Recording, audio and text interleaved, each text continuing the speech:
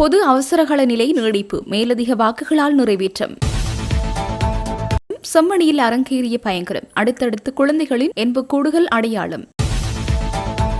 3 ஆண்டுகளில் பெண்களுக்கு எதிராக 12,000 சைபர் குற்றங்கள் பதிவு.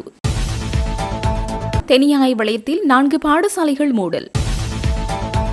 அமைச்சர் பீமல் ரத்நாயக்கவின் குற்றச்சாட்டு முற்றுமுழுதான பொய், எதிர்க்கட்சி தலைவர் கடும் காட்டம்.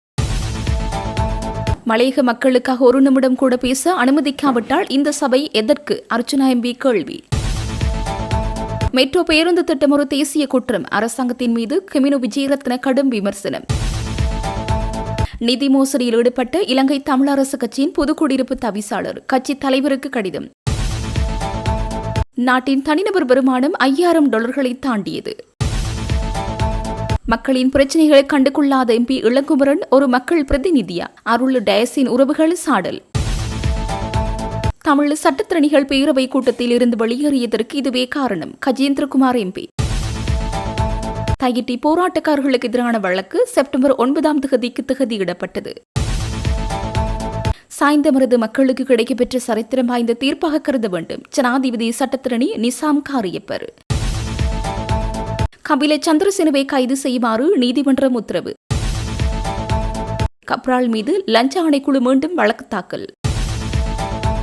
பொது பாதுகாப்பு சட்டத்தின் கீழ் பொது அவசரகால நிலையை நீடிப்பதற்கான தீர்மானம் இன்று பாராளுமன்றத்தில் 139 மேலதிக வாக்குகளால் நிறைவேற்றப்பட்டது. இந்த தீர்மானத்திற்கு ஆதரவாக 145 வாக்குகளும் எதிராக 6 வாக்குகளும் அளிக்கப்பட்டன. செம்மணி சேத்துப்பாத்தி மனித புதைகுழி அகழ்வு பணிகள் இன்று யாழ்ப்பாண நீதவான் நீதிமன்ற நீதவான் எஸ். லெனின்குமார் முன்னிலையில் நடைபெற்றது. இதன்போது ஊடகங்களுக்கு கருத்து தெரிவித்த சட்டத்திரணி நிரஞ்சன், இன்றுடன் 259 மனித எண்பு தொகுதிகள் அடையாளம் காணப்பட்டுள்ளன. அவற்றுள் 254 எலும்பு எச்சங்கள் துப்புரவாக்கப்பட்டு அடையாளமிடப்பட்டு அகழ்ந்தெடுக்கப்பட்டு நீதிமன்றத்தின் கட்டுக்காவலில் ஒப்படைக்கப்பட்டிருக்கின்றது. ஏற்கனவே வடமேற்கு பகுதியாக அகழ்வு பணிகள் ஆரம்பிக்கப்பட்ட நிலையில் சில எண்பு தொகுதிகளின் இருப்புக்கள் அடையாளம் காணப்பட்டு எத்தனை எண்பு தொகுதிகள் எந்தவிதமான நிலையில் காணப்படுகின்றது என்பது சுத்தப்படுத்த பின்னரே முழுமையாக தெளிவாக கூற முடியும். அந்த அடிப்படையில் இந்த அகழ்வு பணிகள் தொடர்ந்தும் இடம்பெறும். தற்போது அகழ்ந்தெடுக்கப்படும் எண்பு தொகுதிகள் சிறுவர்களுடைய எண்பு தொகுதிகளாக இனம் காணப்பட்டுள்ளன. அதிலும் குறிப்பாக கைக்குழந்தைகளின் எண்பு தொகுதிகள் இன்று 2 அகழ்ந்தெடுக்கப்பட்டன. மேலும் அடையாளம் காணப்பட்டுள்ளவையும் சிறிய குழந்தைகளின் எண்பு தொகுதிகளாக தென்படுகின்றன. அகழ்வின் போது தொல்லியல் பேராசிரியர் ராஜ் சோமதேவ தலைமையிலான குழுவினர், சட்ட வைத்திய அதிகாரி செல்லியா பிரணவன், குற்றப்புலனாய்வு திணைக்கள அதிகாரிகள், சட்டத்தரணிகள், துறைசார் நிபுணர்கள் பங்கேற்றனர். பாடசாலை மாணவர்களிடையே காய்ச்சல் வேகமாக பரவி வருவதன் காரணமாக தெனியாய கல்வி வலயத்திற்குட்பட்ட 4 பாடசாலைகளை நாளை மூடுவதற்கு தீர்மானிக்கப்பட்டுள்ளது. சுகாதார அதிகாரிகளின் பரிந்துரையின் பேரில் நோய் பரவலை கட்டுப்படுத்தும் நடவடிக்கையாக இந்த தீர்மானம் எடுக்கப்பட்டதாக வலய கல்வி பணிப்பாளர் நிஷாக கெட்டிகொடு தெரிவித்துள்ளார். இதற்கமைய தெனியாய மத்திய கல்லூரி, தெனியாய ராஜபக்ச மகா வித்தியாலயம், தெனியாய புனித மத்தியு இருமொழி பாடசாலை மற்றும் பல்லேகம சித்தார்த்த வித்தியாலயம் ஆகிய பாடசாலைகளை இவ்வாறு மூடப்பட உள்ளன. குறித்த பாடசாலைகளின் மாணவர்கள் மற்றும் ஆசிரியர்களிடையே நோய் பரவல் அதிகரித்துள்ளவை கருத்தில் கொண்டு இந்த நடவடிக்கை எடுக்கப்பட்டுள்ளது. நோய் பரவலை கட்டுப்படுத்த சுகாதார ஆலோசனைகளை பின்பற்றுமாறும், பிள்ளைகளுக்கு நோய் அறிகுறிகள் தென்பட்டால் உடனடியாக மருத்துவ சிகிச்சை பெற செய்யுமாறும் சுகாதார பிரிவினர் பெற்றோரிடம் கோரிக்கை விடுத்துள்ளனர். கடந்த 3 ஆண்டுகளில் பெண்களுக்கு எதிரான சைபர் குற்றங்கள் தொடர்பாக சுமார் 12,000 முறைப்பாடுகள் கிடைத்துள்ளதாக பொது பாதுகாப்பு அமைச்சர் ஆனந்த விஜயபால தெரிவித்துள்ளார். இன்று பாராளுமன்றத்தில் எழுப்பப்பட்ட வினா ஒன்றிற்கு பதிலளிக்கும் போதே அமைச்சர் இதனை தெரிவித்தார். 2023, 2024 மற்றும் 2025 ஆண்டுகளில் கிடைக்கப்பெற்ற இந்த முறைப்பாடுகளில் சுமார் 2,300 முறைப்பாடுகளுக்கு தீர்வு காணப்பட்டுள்ளதாக அவர் குறிப்பிட்டார். அவர் வெளியிட்ட தரவுகளின்படி பெண்களுக்கு எதிராக 4,103 சைபர் குற்ற முறைப்பாடுகள் கிடைத்துள்ளன. அவற்றில் 753 முறைப்பாடுகளுக்கு தீர்வு காணப்பட்டுள்ளதுடன் ஏனைய 3,348 முறைப்பாடுகள் தொடர்பில் விசாரணைகளும் வழக்கு தாக்கல் நடவடிக்கைகளும் முன்னெடுக்கப்பட்டு வருகின்றன. கிடைக்கப்பெற்ற 3,159 முறைப்பாடுகளில் 982 முறைப்பாடுகளுக்கு தீர்வு காணப்பட்டுள்ளது. ஏனைய 2,177 முறைப்பாடுகள் தொடர்பில் விசாரணைகள் தொடர்கின்றன. பெண்களுக்கு எதிரான சைபர் குற்றங்கள் குறித்து 4,742 முறைப்பாடுகள் கிடைத்துள்ளன. அவற்றில் 572 முறைப்பாடுகளுக்கு தீர்வு காணப்பட்டுள்ளதுடன் மேலும் 4,170 முறைப்பாடுகள் தொடர்பில் விசாரணைகளை முன்னெடுக்கவும் வழக்கு தாக்கல் செய்யவும் நடவடிக்கை எடுக்கப்பட்டுள்ளதாக அவர் மேலும் தெரிவித்தார். மலையக பெருந்தோட்ட தொழிலாளர்களின் சம்பள அதிகரிப்பு விவகாரத்தில் அமைச்சரும் சபை முதல்வருமான பிமல் ரத்நாயக்க முன்வைத்துள்ள குற்றச்சாட்டுகள் அடிப்படை தன்மையற்றவை எனவும் அவை முற்றுமுழுதான பொய் எனவும் எதிர்க்கட்சித் தலைவர் தெரிவித்துள்ளார். நாடாளுமன்றத்தில் எதிர்க்கட்சித் தலைவருக்கும் சபை முதல்வர் பிமல் ரத்நாயக்கும் இடையில் இடம்பெற்ற வாத பிரதிவாதத்தின் போதே அவர் இந்த குற்றச்சாட்டை முன்வைத்துள்ளார். மலையக தொழிலாளர்களுக்கு வழங்கப்பட்ட சம்பள அதிகரிப்புக்கு எதிராக தான் கையூட்டல் ஒழிப்பு ஆணைக்குழுவிற்கு சென்றதாக அமைச்சர் பிமல் ரத்நாயக்க கூறியுள்ள கருத்துக்களை மறுத்துள்ள எதிர்க்கட்சித் தலைவர் அமைச்சர் வேண்டுமென்றே பொய்யுரைப்பதாக குறிப்பிட்டுள்ளார். அமைச்சர் தனது பொய்யான கருத்தை உடனடியாக மீள பெற்றுக் கொள்ள வேண்டும் எனவும் சபையில் குறிப்பிட்டார். அதற்கு பதிலளித்த அமைச்சரும் சபை முதல்வருமான பிமல் ரத்நாயக்க பெருந்தோட்ட தொழிலாளர்களின் சம்பள அதிகரிப்புக்கு எதிர்க்கட்சி கடும் எதிர்ப்பை வெளியிட்டது. எதிரணியின் சேர்ந்த ஒரு நாடாளுமன்ற உறுப்பினர் இது தொடர்பாக முறைப்பாடுகளையும் பதிவு செய்திருந்தார். இந்த விடயத்திற்காக முதலில் பெருந்தோட்ட தொழிலாளர்களிடம் எதிர்க்கட்சித் தலைவரை பகிரங்க மன்னிப்பு கேட்க வேண்டும் என்றும் அமைச்சர் தெரிவித்தார். மலையக மக்களுக்காக ஒரு நிமிடத்தையினும் ஒதுக்க முடியாவிட்டால் எதற்கு இந்த சபையும் ஆளும் கட்சியும் என நாடாளுமன்ற உறுப்பினர் ராமநாதன் அர்ஜுனா கேள்வி எழுப்பியுள்ளார். நாடாளுமன்றத்தில் இன்று உரையாற்றிய போது இவர் இந்த கேள்வியை முன்வைத்துள்ளார். மலையகத்தில் பெருந்தோட்ட தொழிலாளர்கள் மீது தாக்குதல் நடத்தப்பட்ட விடயம் தொடர்பில் நாடாளுமன்ற உறுப்பினர் ஜீவன் தொண்டமான் பேசுவதற்கு நேரம் வழங்கப்படவில்லை. அந்த வகையில் மலையக மக்களுக்காக ஒரு நிமிடத்தையினும் ஒதுக்க முடியாவிட்டால் இந்த சபையும் ஆளும் கட்சியும் எதற்கு என அவர் கேள்வி எழுப்பினார். இதனையடுத்து உரையாற்றிய நாடாளுமன்ற உறுப்பினர் ஜீவன் தொண்டமான் கடந்த 3 நாட்களுக்கு முன்னரே இவ்வாறான தாக்குதல்களை தடுப்பதாக பாதுகாப்பு தரப்பு உறுதியளித்திருந்த போதிலும் அவை தொடர்ந்து நடைபெற்று வருவதை சுட்டிக்காட்டினார். குறிப்பாக கடந்த 48 மணி நேரத்திற்குள் மேலும் 2 தாக்கப்பட்டுள்ளதாக அவர் சபையில் தெரிவித்தார். அல்லைப்பட்டியில் போலீசாரின் துப்பாக்கிச் சூட்டுக்கு பலியான சிறுவனின் அருள் பயசின் படுகொலைக்கு தீர்வை தர அனுர அரசும் பின்னடிப்பதாக குற்றம் சாட்டியுள்ள சிறுவனின் உறவுகள் தாம் நீதி கோரி ஜனாதிபதியை சந்திக்க சென்றிருந்த போதும் அவரை சந்திப்பதற்கு அதிகாரிகள் சந்தர்ப்பத்தை வழங்காது தடுத்துவிட்டனர். இது நீதியை எதிர்பார்க்கும் தமக்கு ஏமாற்றம் அளிப்பதாகவும் தெரிவித்தனர். யாழ் ஊடக மையத்தில் இன்று ஊடக சந்திப்பொன்றை முன்னெடுத்து இவ்வாறு கூறியவர்கள் மேலும் தெரிவிக்கையில், இவ்வளவு கஷ்டத்தின் மத்தியிலும் இதுவரைக்கும் வெளியில் ஒருத்தருக்குமே தெரியாத ஒரு ரகசியம் சொல்றேன். நான் ஜனாதிபதி அவர்களை சந்திக்கிறதுக்கு என் பிள்ளைகள் உறவினரோட கொழும்புக்கு போனான். கொழும்புக்கு போய் பாராளுமன்றம் போக மக்கள் தொடர்பாக சொல்லி கொண்டுக்குள்ள எங்களை எடுத்துட்டு ஒரு லெட்டரில் கடிதம் எழுதிட்டு அவரை நீங்கள் சந்திக்க முடியாது, நீங்கள் போங்க, உங்களோட பிள்ளைக்கு நீதி கிடைக்கும் என்று சொல்லி விட்டுச்சினோம். ஜனாதிபதி ஐயா எங்களுக்காக மக்களுக்காக இருக்கிறவர் சொன்னால் என் பிள்ளைக்கு நடந்த இதுக்கு ஒரு தீர்ப்பு வழங்கி தந்திருக்கணும், எங்களை பார்வையிட்டு இருக்கணும். என்னத்துக்காக நான் இங்கே இருந்து இவ்வளவு கஷ்டத்தின் மத்தியிலும் உங்களை தேடி வந்தேன். எனக்கு இதுக்கு ஒரு முடிவு எதுக்கும் தெரியல, உங்களை சந்திக்க கூட விட இல்லை. என் பிள்ளைகளோட எப்படி வந்தனோ அப்படியே அதே கண்ணீரோடைய வந்தேன். என் பிள்ளைக்கு நடந்தது அநியாயம். இதை தட்டி கேட்குற எம்பி மேல யாரும் தட்டி கேட்க இல்லை. அரசியல்வாதிகள் ஒதுங்கி போறீங்க, பணக்காரர் விலத்தி போறீங்கள். இன்றைக்கு என் வீட்டில், நாளைக்கு உங்களோட வீட்டில் எனக்கு என்ன சொல்றதுன்னே தெரியாது. எல்லாமையா போய் கொண்டிருக்குது. என் பிள்ளைய பெற்ற ஹாஸ்பிட்டல் விஷயம். இப்ப என் பிள்ளைய கொண்டு போன டைம் அவ்வளவு நேரம் போலீஸ் எடுக்க என்ன காரணம்? இதை தட்டி கேட்கணும். 5:30 1 காலுக்கு சூட் பண்ணிலிருந்து 5:30 பொறுக்கண்டா இல்லப்பட்டி சந்தி எவ்வளவு தூரம், ஹாஸ்பிட்டல் எவ்வளவு தூரம், அவ்வளவு நேரம் ஏன் அவ்வளவு நேரம் சென்றது? இதுக்கான எக்ஸன் நீதிமன்றத்துக்கு கொடுக்கணும். நீதிமன்றத்தில் சரிவர என்ற பிள்ளைன்ற வழக்கு போய்கொண்டிருக்குது. நல்ல தீர்ப்பு நடக்கும் என்று நான் எதிர்பார்க்கிறேன். அதை விட நேற்று சிஐடி பிராஞ்சிலிருந்து எனக்கு ஒரு லெட்டர் வந்தது, கொழும்புக்கு சமூகம் அளிக்கட்டாமண்டு. அது ஃபுல்லாக சிங்களத்தால் வந்திருக்குது. எங்களுக்கு அதில் என்ன எழுதி இருக்கிறது ஒன்றுமே தெரிய இல்லை. நேற்று தான் கொண்டு தந்தவன் எங்களை அங்கே விசாரணைக்கு வர சொல்லி. எனக்கு வேறு எதுவும் தெரியல. ஆனால் இது சம்பந்தமாக என் பிள்ளை சம்பந்தமாக இளங்குமரன் எம்பி இதுக்குள்ள தலையிட இல்லை. அதை மட்டும் நான் முற்றுமுழுதாக நான் சொல்ல விரும்புகிறேன். அவர் இதுக்கு தலையிட இல்லை. இதில் வேறு என்னத்தை சொல்கிறதுன்னு எனக்கு தெரியல. ஜனாதிபதிகிட்ட நான் என் பிள்ளை சம்பந்தமான இதை அவர் இதுக்கு பொறுப்பாக அவரடிக்கு கொண்டு போய் சேர்க்கணுமென்று மிகவும் பண்டாட்டமாக கேட்கிறேன். என் பிள்ளைக்கு ஒரு நீதி வேண்டி தாங்கோ. என் பிள்ளை என் உயிர் ஒரு சாதாரணமாக போக இல்லை. துடிக்க வச்சு பதைக்க வச்சு கொண்டாங்க. என் குடும்பத்துக்கு ஒரு நீதி வேண்டி தாங்கோ. என் பிள்ளைய நம்பி வாழ்ந்த குடும்பம் நாங்கள் திசைட்டு போயிருக்கிறோம். என் பிள்ளைக்கு ஒரு நீதி வேண்டி தாங்கோ. இலங்கையின் தனிநபர் வருமான வரலாற்றில் முதல் முறையாக 5000 அமெரிக்க டாலர்களை தாண்டியுள்ளதாக சுற்றுலாத்துறை பிரதி அமைச்சர் பேராசிரியர் ருவன் ரணசிங்க தெரிவித்துள்ளார். இன்று பாராளுமன்றத்தில் உரையாற்றும் போது பிரதி அமைச்சர் இதனை தெரிவித்தார். பல தசாப்தங்களாக இந்த பாராளுமன்றத்தை பிரதிநிதித்துவப்படுத்தி அமைச்சுக்களை நிர்வகித்து நாட்டை அழித்து வங்குரோத்தடைய செய்த ஒரு நாட்டை நாங்கள் பொறுப்பேற்றோம். இப்போது அவர்கள் வந்து எமக்கு முன்னேற்ற அறிக்கை குறித்தும் எல்போட் அரசாங்கம் குறித்தும் அறிவுரை கூறுகின்றார்கள். அவர்களின் அரசியல் கட்சிகளும் இப்போது அழிந்து திக்கு தெரியாமல் அலைந்து கொண்டிருக்கின்றன.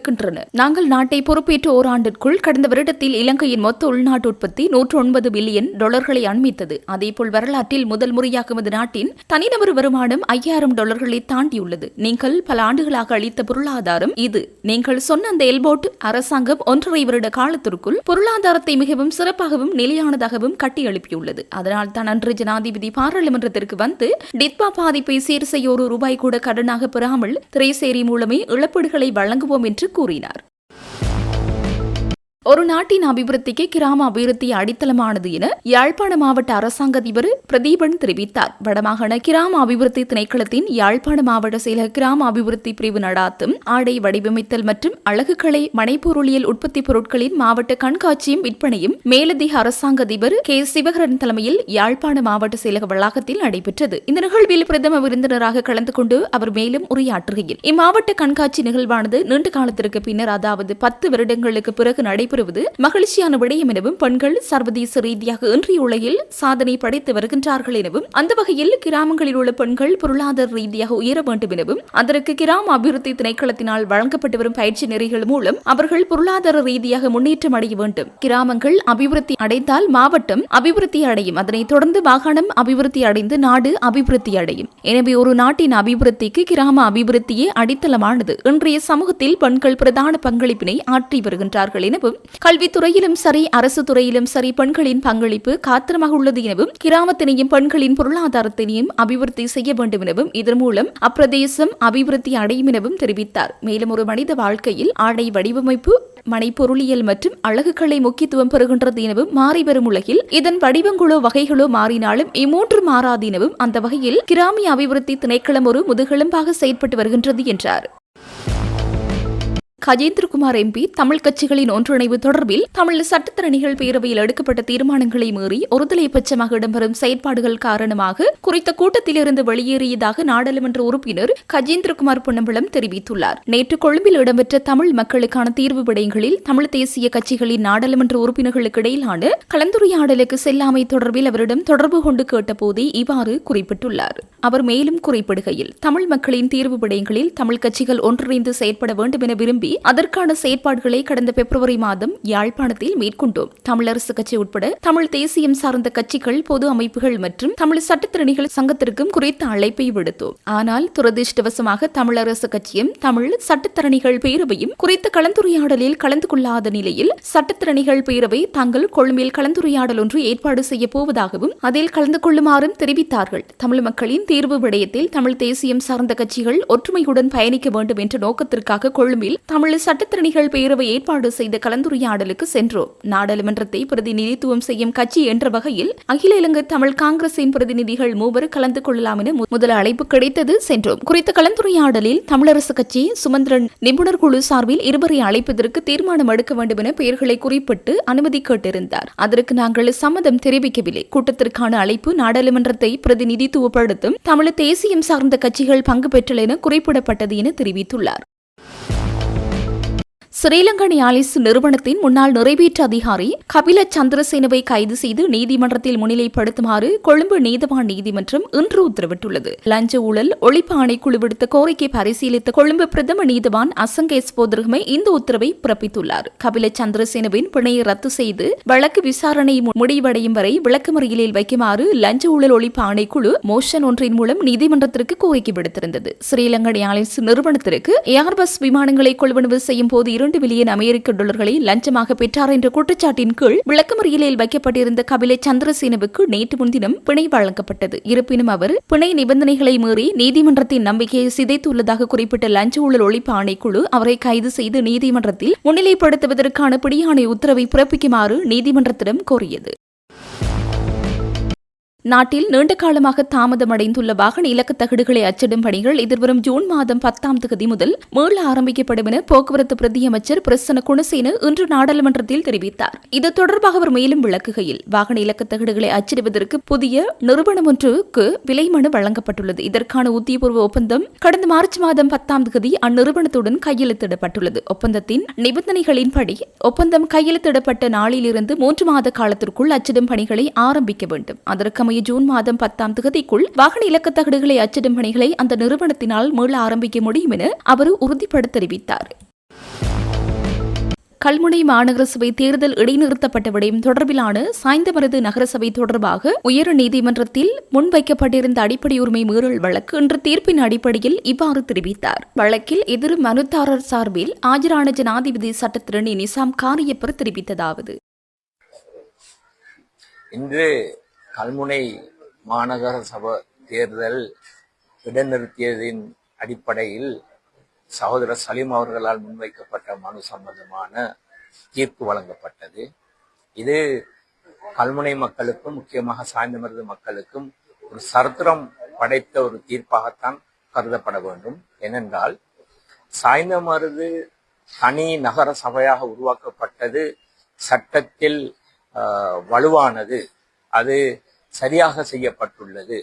இருந்தாலும் நான் கொண்டு வந்த வாதம், மீதியாக வைக்கப்பட்ட கல்முனை மாநகர சபையின் எல்லைகள், அதற்கான பெயர்கள், அது மாத்திரமல்ல சாய்ந்தமருது புதிதாக உருவாக்கப்பட்ட நகர சபைக்கான எல்லைகள், போர்டுகளின் பெயர்கள் சம்பந்தமான அறிவித்தல் வழங்காமப்பட்டது உண்மையாகவே அரசாங்கம் சாய்ந்தமருது மக்களுடைய அடிப்படை உரிமையை மீறியுள்ளது என்று தீர்ப்பளித்திருக்கின்றார்கள்.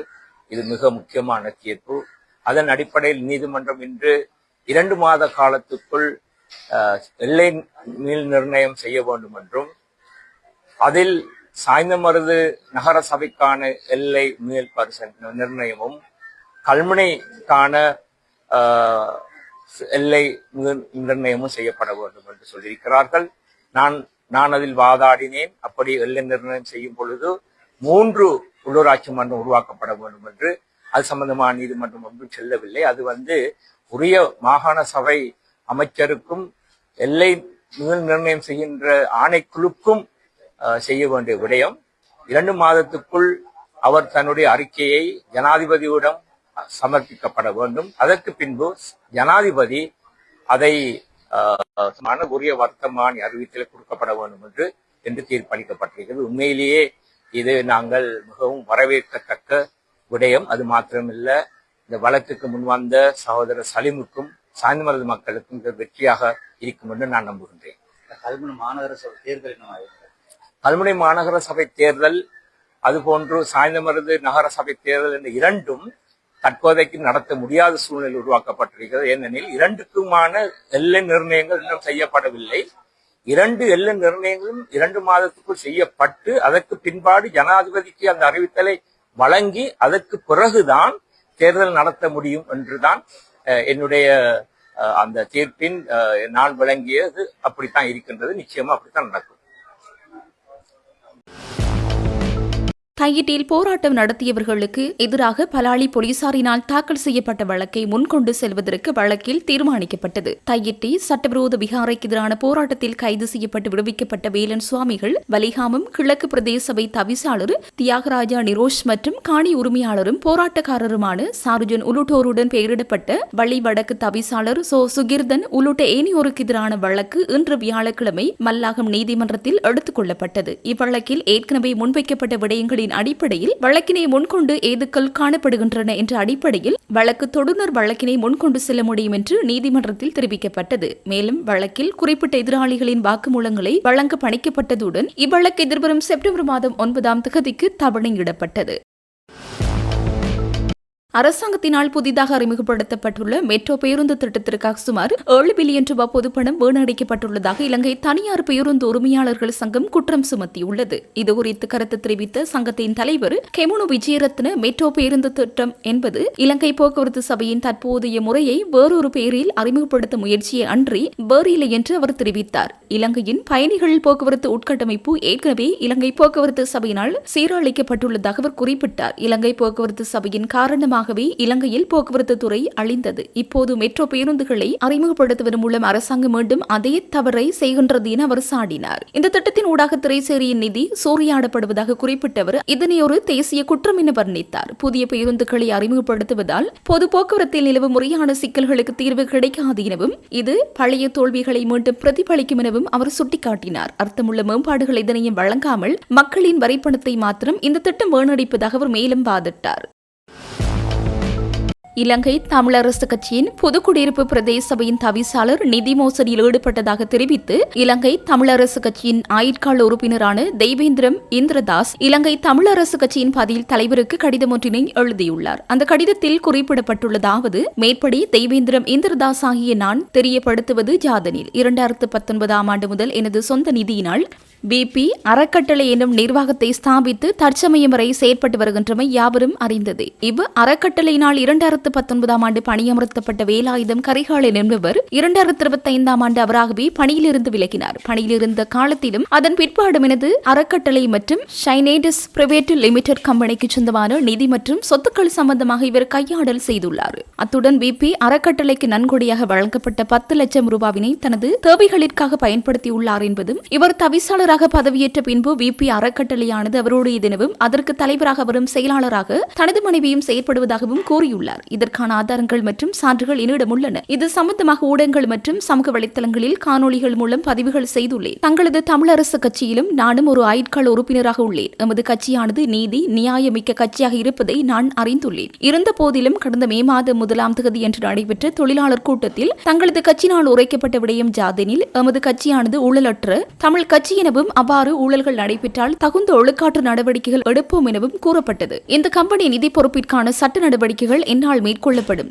ஆனால் BP அறக்கட்டளையானது எனது மக்களுக்காக உருவாக்கப்பட்டது. எனவே எனக்கும் எனது மக்களுக்கும் ஏற்பட்ட அநீதி செயற்பாட்டிற்காக தங்களினாலும் தங்கள் கட்சியினாலும் எவ்வாறான நடவடிக்கையை மேற்கொள்ளப் போகின்றீர்கள் என்பதனை எனக்கும் எனது மக்களுக்கும் 7 நாட்களுக்குள் அறியத்தருமாறு பணிவன்புடன் கேட்டுக்கொள்கிறேன் என்று குறிப்பிடப்பட்டுள்ளது. மேலும் அண்மையில் மாங்குளத்தில் நடைபெற்ற இலங்கை தமிழரசு கட்சியின் மெய்தின கூட்டத்தில் அக்கட்சியின் பதில் செயலாளர் M.A. சுமந்திரன் உரையாற்றுகையில் தமது கட்சி மீது ஊழல் குற்றச்சாட்டுகள் இல்லை என்றும் அவ்வாறு குற்றச்சாட்டுகள் இடம்பெற்றால் அது தொடர்பானவர்களை கட்சியிலிருந்து நீக்குவேன் என்றும் கூறியிருந்தமை குறிப்பிடத்தக்கது. மன்னார் மாவட்டத்தில் மணல் விலை நிர்ணயம் தொடர்பில் ஆராயும் விசேட கூட்டத்தின் போது மன்னார் நகரசபை மற்றும் மாந்தை மேற்கு பிரதேச சபை ஆகியவற்றின் தவிசாளர் வெளிநடப்பு செய்துள்ளனர். இந்த கூட்டம் ஒன்று மன்னார் மாவட்டத்தில் சட்டவிரோத மணல் அகழ்வை கட்டுப்படுத்தல் மற்றும் மணல் விலையை முறைப்படுத்தல் தொடர்பான விசேட கலந்துரையாடல் ஒன்று மாவட்ட செயலகத்தில் இடம்பெற்றுள்ளது. மன்னார் மாவட்ட அரசாங்க அதிபர் கணேஸ்வரன் வழிகாட்டலில் மாவட்ட ஒருங்கிணைப்பு குழு தலைவர் உபாலி சமரசிங்க தலைமையில் இந்த விசேட கலந்துரையாடல் நடைபெற்றுள்ளது. குறித்த கலந்துரையாடலில் நாடாளுமன்ற உறுப்பினர் ஜெகதீஸ்வரன், பிரதேச செயலாளர்கள், திணைக்கள தலைவர்கள், நகரசபை மற்றும் பிரதேச தலைவர்கள், மணல் அகழ்வு மற்றும் விற்பனையில் ஈடுபடுகின்றவர்கள் கலந்து கொண்டுள்ளனர். இதன்போது மாவட்டத்தில் மணல் விலை சடுதியாக அதிகரித்துள்ளமையை கட்டுப்படுத்துதல், அனுமதி பத்திரமின்றி முன்னெடுக்கப்படும் மணல் அகழ்வுகளை தடுத்தல், தற்காலிகமாக நிறுத்தப்பட்டுள்ள மணல் அகழ்வுக்கான அனுமதி பத்திரங்களை மீண்டும் வழங்குவது குறித்து ஆலோசித்தல் உள்ளிட்ட பல விடயங்கள் ஆராயப்பட்டுள்ளன. இந்த நிலையில் கூட்டம் நடைபெற்றுக் கொண்டிருந்த போது மன்னார் நகரசபை மற்றும் பிரதேசங்களின் தவிசாளர்கள், பிரதேச சபைகளின் தலைவர்கள் கூட்டத்திலிருந்து அதிரடியாக வெளியேறியுள்ளனர். முன்னைய கூட்டங்களில் எடுக்கப்பட்ட தீர்மானங்களுக்கு முரணான வகையில் இன்றைய கூட்டத்தின் போக்கு அமைந்துள்ளதாக தெரிவிக்கப்பட்டுள்ளது. மக்களின் நலனை புறந்தள்ளி எடுக்கப்படும் இவ்வாறான முடிவுகளை ஏற்க முடியாது என்றும் மன்னார் மாவட்டத்தில் மணல் மாபியாக்கள் செயல்பாடு தொடர்பில் சுட்டிக்காட்டி மன்னார் மாவட்டத்தை நாசம் செய்வது தொடர்பில் தங்களது கருத்தை வெளியிட்டு வெளிநடப்பு செய்துள்ளனர். மணல் விலையை ஒழுங்குபடுத்துவது தொடர்பாக அதிகாரிகளுக்கும் ஏனைய தரப்பினருக்கும் இடையே ஒருமித்த கருத்து எட்டப்படவில்லை. நீண்ட நேர விவாதங்களின் பின்னரும் முறையான விலை நிர்ணயம் அல்லது மணல் அகழ்வு தொடர்பான உறுதியான முடிவுகள் எதுவும் தெரிவிக்கப்படாத நிலையில் கூட்டம் நிறைவு செய்யப்பட்டுள்ளது. இதனால் மன்னார் மாவட்டத்தில் நிலவும் மணல் தட்டுப்பாடு மற்றும் விலை உயர்வு பிரச்சினைக்கு இன்னும் தீர்வு எட்டப்படாத நிலை தொடர்கின்றது. எனினும் முறையான தீர்மானங்கள் எட்டப்படாத நிலையில் இந்த கூட்டம் எந்தவித முடிவுகளுமின்றி நிறைவடைந்துள்ளது.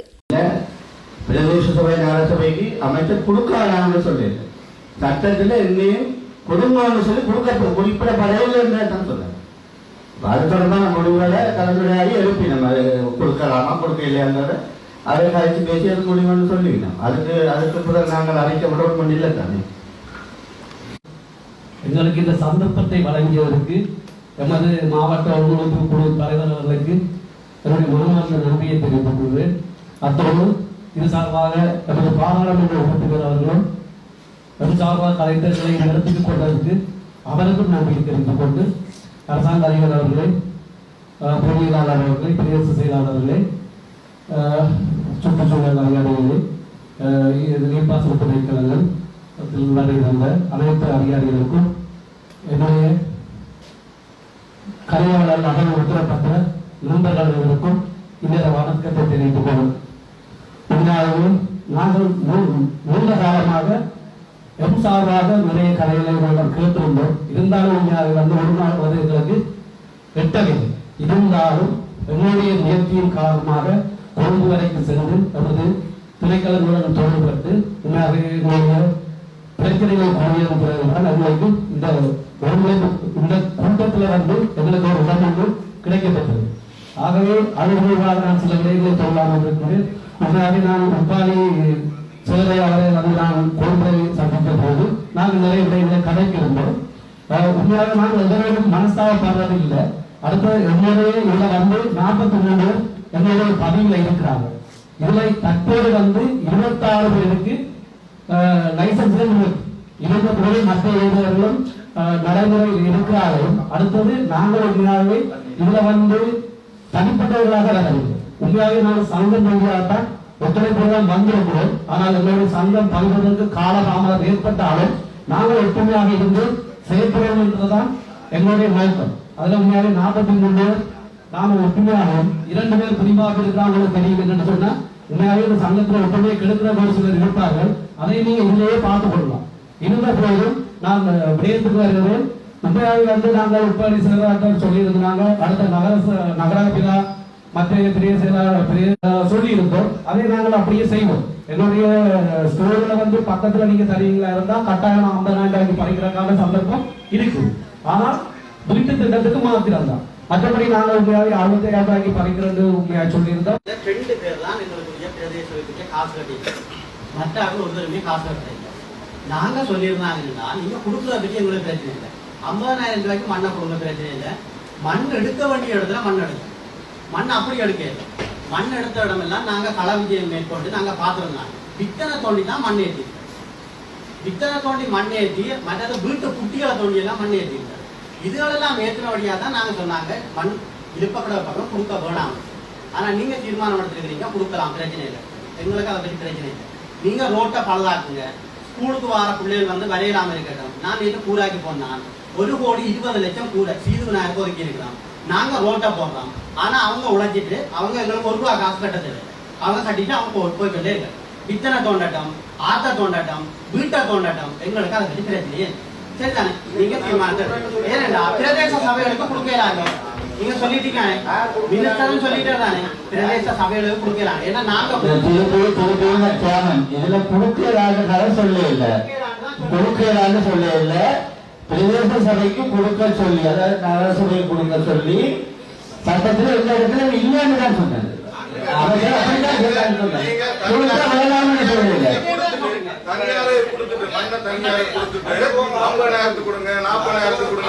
அவங்களோட லாபத்தை நோக்கமா பார்ப்பாங்களா அல்லது அவங்க அதனால பிரச்சனை இல்லை. நீங்க சொல்லப்படாத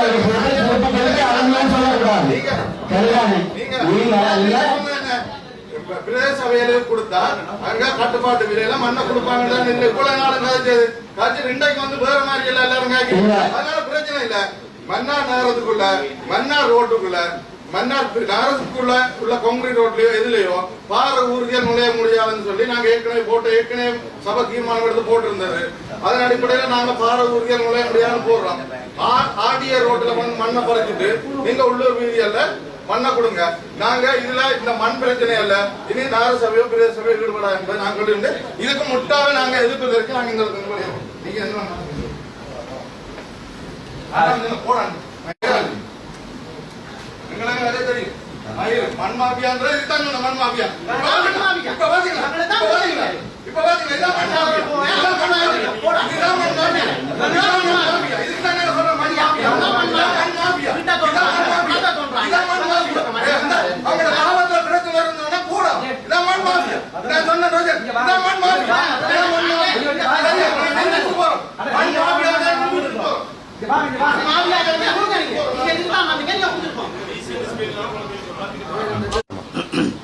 அனைவருக்கும் வணக்கம். இன்றைய தினம் மன்னார் மாவட்ட செயலகத்திலே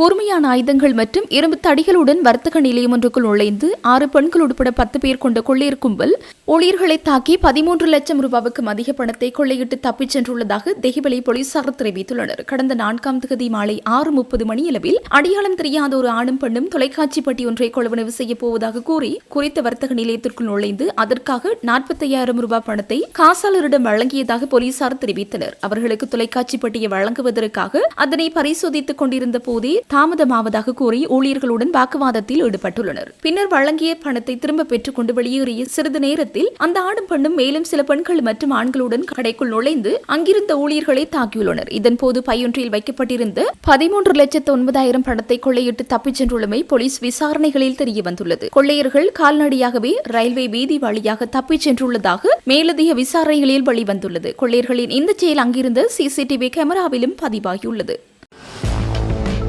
அரசாங்கம் பாராமுகமாக செயற்படாமல் எல்லைப்புற கிராமங்களின் பாதுகாப்பை உறுதி செய்ய அரசு உடனடியாக நிதி ஒதுக்கீடு செய்து நிரந்தர யானை வேலியை அமைக்க முன்வர வேண்டும் என போரதீவு பற்று பிரதேச சபையின் தவிசாளர் வி மதிவேணன் கோரிக்கை விடுத்துள்ளார். மட்டக்களப்பு மாவட்டத்தின் போரதீவு பற்று பிரதேச சபைக்குட்பட்ட எல்லைப்புற கிராமங்களில் நிலவி வரும் காட்டு யானைகளின் அச்சுறுத்தலை கட்டுப்படுத்தும் நோக்கில் முதற்கட்டமாக சூரிய சக்தியிலான மின் விளக்குகள் அமைக்கும் திட்டம் நேற்று ஆரம்பித்து வைக்கப்பட்டது. மட்டக்களப்பு மாவட்டத்தின் போரதீவு பற்று பிரதேச சபைக்குட்பட்ட வெள்ளாவளி வட்டாரத்தில் உள்ள விவேகானந்தபுரம் உள்ளிட்ட எல்லை கிராமங்களில் அண்மை காலமாக காட்டு யானைகளின் ஊடுருவல் அதிகரித்துள்ளது. இதனால் மக்கள் தமது நாளாந்த வாழ்வாதாரத்தை முன்னெடுக்க முடியாமல் இரவு நேரங்களில் வீடுகளை விட்டு வெளியேற முடியாமலும் பெரும் அச்சத்தில் உள்ளனர். குறிப்பாக கடந்த 2/5/2026 அன்று சுரபணியடி ஊற்று கிராமத்தில் யானை தாக்குதலுக்கு இலக்காகி தாயொருவர் உயிரிழந்த சம்பவம் அப்போதைய மக்களிடையே பெரும் சோகத்தையும் ஆத்திரத்தையும் ஏற்படுத்தியுள்ளது. யானை மனித மோதல்களால் ஏற்படும் உயிரிழப்புகள் மற்றும் சொத்து இழப்புகளை தவிர்க்கும் நோக்கில் போரதீவு பற்று பிரதேச சபையின் தவிசாளர் வி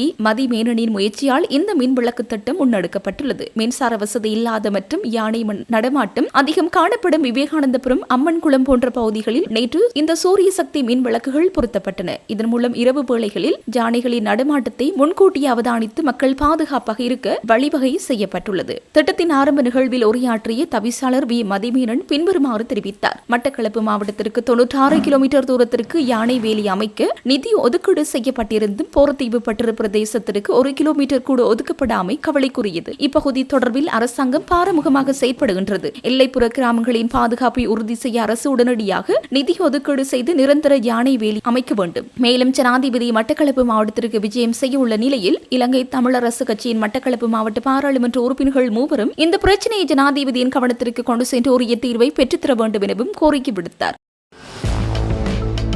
2012ஆம் ஆண்டில் கிரீஸ் நாடு கடும் பொருளாதார நெருக்கடி எதிர்நோக்கியிருந்ததை அறிந்திருந்தும் அந்நாட்டின் பிணைமுறை பத்திரங்களை கொள்வனவு செய்ததன் மூலம் இலங்கை அரசாங்கத்திற்கு 184 கோடி ரூபாவிற்கும் அதிக நஷ்டத்தை ஏற்படுத்திய குற்றச்சாட்டில் முன்னாள் மத்திய வங்கி ஆளுநர் அஜித் நிவாட் கப்ராலுக்கு எதிராக லஞ்ச அல்லது ஊழல் குற்றச்சாட்டுகளை விசாரணை செய்யும் ஆணைக்குழு மீண்டும் கொழும்பு மேல் நீதிமன்றத்தில் வழக்கு தாக்கல் செய்துள்ளது. 3 மாத காலத்திற்குள் 100 மில்லியன் ரூபாய் பணத்தை வைப்பு செய்ய வேண்டும் என்ற நிபந்தனையை மீறியதன் காரணமாக ஊழல் எதிர்ப்பு சட்டத்தின் 67 பிரிவின் கீழ் இந்த வழக்கு தாக்கல் செய்யப்பட்டுள்ளது. 100 மில்லியன் ரூபாய் பணத்தை வைப்பு செய்ய வேண்டும் என்ற நிபந்தனையின் அடிப்படையில் முன்னைய வழக்கை மீளப்பெறுவதற்கு லஞ்ச ஊழல் ஒழிப்பு ஆணைக்குழு நடவடிக்கை எடுத்திருந்தது. எனினும் குறித்த உடன்படிக்கையின் நிர்ணயிக்கப்பட்ட காலப்பகுதிக்குள் அந்த பணத்தை வைப்பு செய்து நிபந்தனையை நிறைவேற்ற தவறியதால் தற்போது மீண்டும் மேல் நீதிமன்றத்தில் சட்ட நடவடிக்கை எடுக்கப்பட்டுள்ளது.